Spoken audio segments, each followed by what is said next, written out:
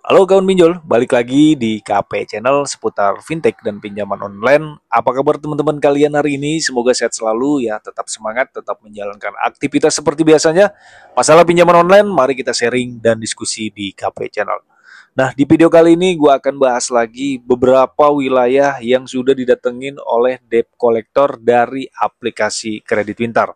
Buat teman-teman yang mempunyai tagihan di aplikasi kredit pintar dan kalian bertanya, Bang, di wilayah ini sudah ada debt collector lapangannya atau belum? Ya, jadi di video kali ini adalah video yang tepat, teman-teman. Oke, langsung aja kita ke pembahasannya.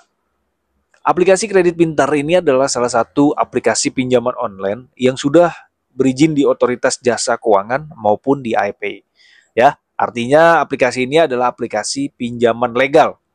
Nah, kalau sudah legal, ya tentunya sudah mentaati dari aturan-aturan yang OJK berikan, termasuk dari penagihan, ya, kemudian slik OJK, itu sudah ada aturannya, teman-teman. Oke, jadi jika teman-teman mengalami kendala telat bayar maupun gagal bayar di aplikasi kredit pintar ini ya, terutama karena ini adalah pinjaman legal, ada 3 resiko, teman-teman. Yang pertama adalah menghubungi kalian, ya itu sudah pasti. Sebelum jatuh tempo, kredit pintar ini sangat gencar ya, menghubungi nasabahnya itu.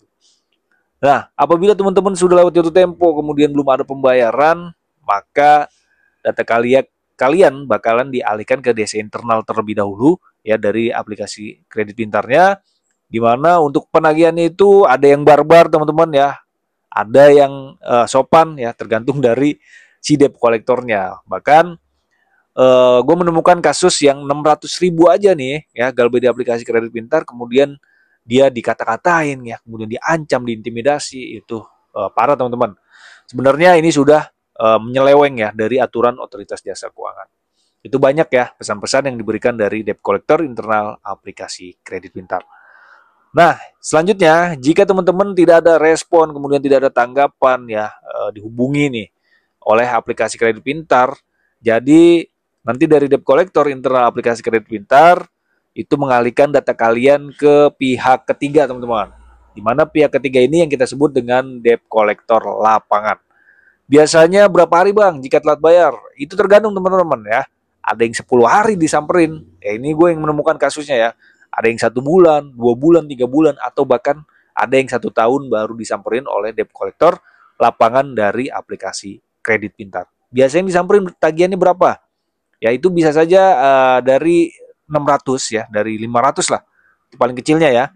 Hingga puluhan juta itu pasti, teman-teman, disamperin oleh debt collector aplikasi kredit pintar. Karena pihak ketiga yang bekerja sama dengan kredit pintar ya, ini sangat apa ya, ibaratnya sangat aktif, teman-teman.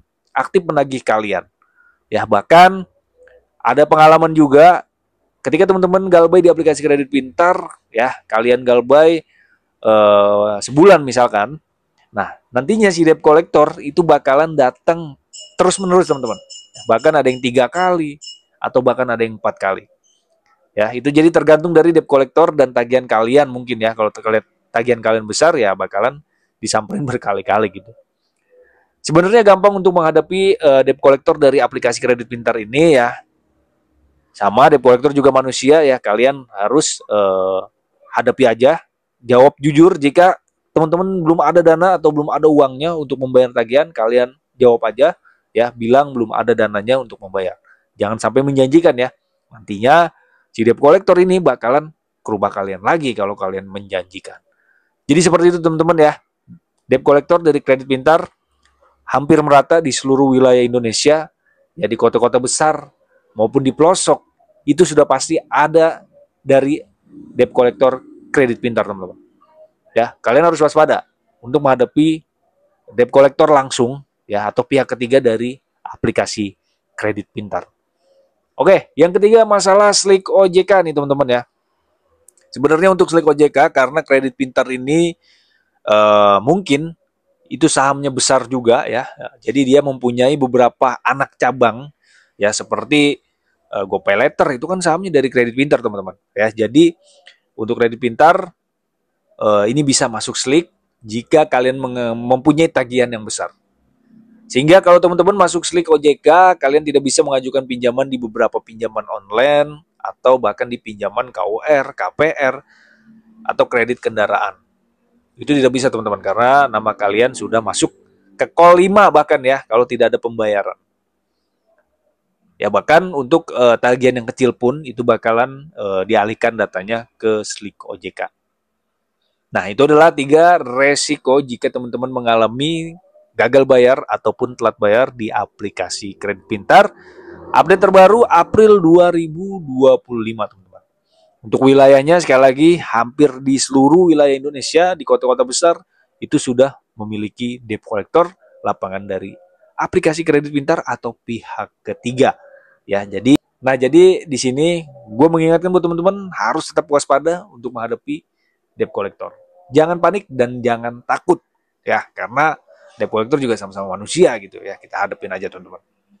Oke, mungkin segitu aja video kali ini ya mengenai informasi Galbay di aplikasi Kredit Pintar dan wilayah mana aja nih.